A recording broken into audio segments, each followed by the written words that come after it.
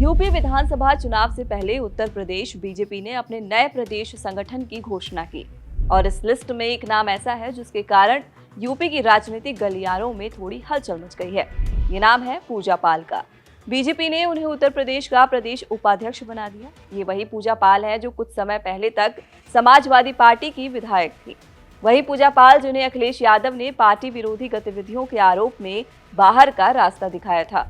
वही पूजा पाल जिन्होंने विधानसभा के भीतर खड़े होकर मुख्यमंत्री योगी आदित्यनाथ को धन्यवाद दिया था और कहा था कि उन्हें इंसाफ मिला है।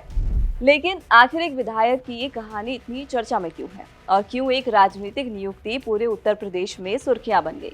इसका जवाब प्रयागराज की उस खूनी कहानी में छुपा है जो 2 दशक से ज्यादा समय से उत्तर प्रदेश की राजनीति, अपराध और सत्ता के गलियारों में गूंज रही है।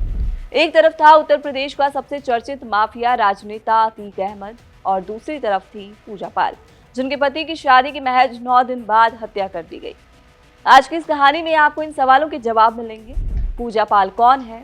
अतीक अहमद से उनकी दुश्मनी कैसे शुरू हुई?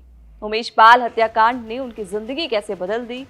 समाजवादी पार्टी ने उन्हें क्यों बाहर निकाला और आखिर बीजेपी ने उन्हें इतनी अहम जिम्मेदारी क्यों दे दी? इस कहानी की शुरुआत होती है इलाहाबाद पश्चिम विधानसभा सीट से। 1990 और 2000 के दशक में इलाहाबाद पश्चिम सीट को अतीक अहमद का गढ़ माना जाता था। अतीक अहमद 1989 से लगातार इस सीट पर अपना दबदबा बनाए हुए था। प्रयागराज की राजनीति में उसकी पकड़ इतनी मजबूत थी कि उसके खिलाफ चुनाव लड़ना भी आसान नहीं माना जाता था। लेकिन इसी दौरान एक युवा नेता उभर रहा था, नाम था राजू पाल। दिलचस्प बात यह है कि राजू पाल कभी अतीक अहमद के करीबी माने जाते थे, लेकिन समय के साथ दोनों के रास्ते अलग हो गए। 2002 के विधानसभा चुनाव में राजू पाल ने अतीक अहमद के खिलाफ चुनाव लड़ा। हालांकि वो चुनाव हार गए, लेकिन कहानी यही खत्म नहीं हुई। 2004 के लोकसभा चुनाव में अतीक अहमद फूलपुर सीट से सांसद चुन लिए गए। इसके बाद उन्हें इलाहाबाद पश्चिम विधानसभा सीट छोड़नी पड़ी। उपचुनाव हुआ। समाजवादी पार्टी ने अतीक के भाई खालिद अजीम उर्फ अशरफ को मैदान में उतारा। दूसरी ओर बसपा ने राजूपाल पर दांव खेला। परिणाम चौंकाने वाले थे। राजूपाल ने अशरफ को 4000 से ज्यादा वोटों से हरा दिया, लेकिन इस जीत की कीमत बहुत भारी साबित हुई।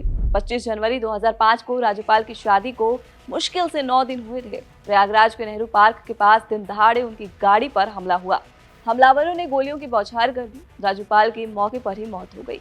इस हमले में उनके 2 सहयोगी भी मारे गए। पूरे प्रदेश में सनसनी फैल गई। राजूपाल के पत्नी पूजा पाल ने अतीक अहमद, अशरफ और अन्य आरोपियों के खिलाफ नामजद मुकदमा दर्ज कराया। यहीं से शुरू हुई पूजा पाल की लड़ाई, एक ऐसी लड़ाई जो अगले 2 दशकों तक चलने वाली थी। राजूपाल की हत्या के बाद बसपा ने पूजा पाल को राजनीति में उतारा। उनके सामने वही चुनौती थी जिसने उनके पति की जान ली थी। इलाहाबाद पश्चिम सीट का उपचुनाव हुआ। पूजा पाल चुनाव हार गई, लेकिन उन्होंने हार नहीं मानी।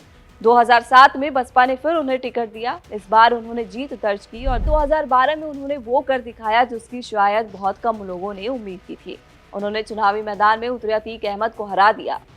ये सिर्फ चुनावी जीत नहीं थी, ये उस महिला की जीत थी जिसने अपने पति की हत्या के बाद हार मानने की बजाय राजनीति को संघर्ष का हथियार बनाया। लेकिन कहानी अभी खत्म नहीं हुई थी। राजूपाल हत्याकांड का एक अहम गवाह था उमेश पाल। उमेश पाल सिर्फ गवाह नहीं थे, वो पूजा पाल के भाई भी थे। 24 फरवरी 2023 को प्रयागराज में उमेश पाल की भी दिन दहाड़े हत्या कर दी गई। हमले के सीसीटीवी फुटेज में गोलियां बरसाते हमलावर दिखाई दिए। ये वीडियो पूरे देश में वायरल हो गया। उत्तर प्रदेश पुलिस ने जांच शुरू की। जांच की दिशा अतीक अहमद और उसके नेटवर्क की तरफ गई और आरोप अतीक के बेटे असद पर लगा। यूपी पुलिस ने अतीक अहमद और उसके नेटवर्क पर व्यापक कार्रवाई शुरू कर दी।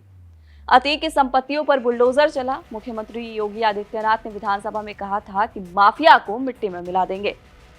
पुलिस कार्रवाई में अतीक के कई सहयोगी एनकाउंटर में मारे गए और 13 अप्रैल को हत्या के आरोपी असद और उसके साथी गुलाम की पुलिस एनकाउंटर में मौत हो गई।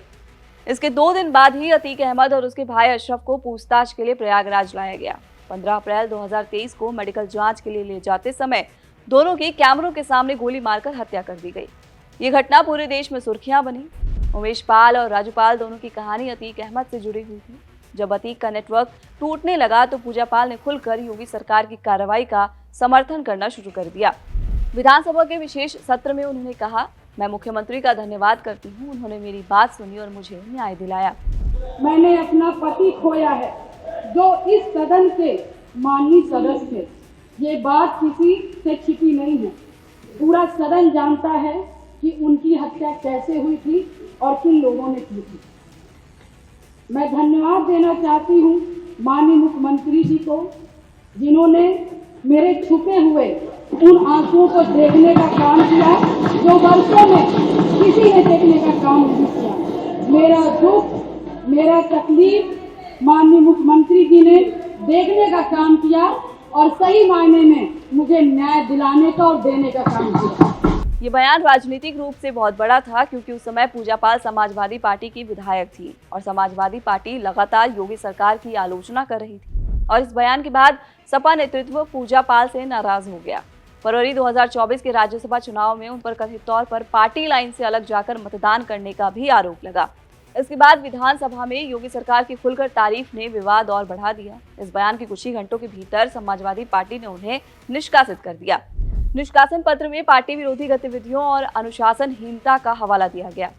2018 में भी उनकी मुलाकात तत्कालीन डिप्टी सीएम केशव प्रसाद मौर्य से चर्चा में आई थी, जिसके बाद उन्होंने बसपा छोड़ दी थी। 2019 में समाजवादी पार्टी में वो शामिल हुई थी। 2022 में चायल सीट से विधायक बनी, लेकिन 2023 के बाद घटनाक्रम तेजी से बदला। अतीक अहमद के खिलाफ कार्रवाई, उमेश पाल हत्याकांड और योगी सरकार के प्रति उनका सार्वजनिक समर्थन उन्हें धीरे धीरे बीजेपी के करीब ले आया और अब 2026 में बीजेपी ने उन्हें प्रदेश उपाध्यक्ष बनाकर साफ संकेत दे दिया है कि पार्टी उन्हें सिर्फ एक नेता नहीं बल्कि प्रयागराज और पूर्वांचल की राजनीति में एक महत्वपूर्ण चेहरा मान रही है। फिलहाल इस वीडियो में इतना ही। ये खबर आपके लिए लिखी थी हमारे साथी आयुष ने। मैं हूं सुप्रिया, कैमरे के पीछे हमारे साथी नकुल। यहाँ ताजा खबर के साथ हर दिन की शुरुआत कड़क है। आमने सामने बैठ रखते हैं बात पूरे दम से, आराम से। चर्चा होती है बेधड़क। यहाँ किस्से कहानियों में बोल सरल और अंदाज बेहद कड़क मिलता है। जीने में एक तेवर है जो आता है सही ज्ञान, जानकारी और उससे कमाई कड़क नोट से।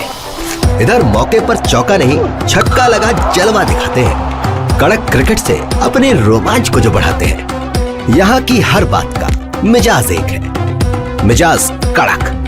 आपका अपना YouTube चैनल कड़क लाइव बेधड़क। बाजार की बात साफ, सीधी और अंदाज कड़क। पैसे की दुनिया में आपका हर दिन होगा एकदम कड़क। कड़क लाइव बेधड़क।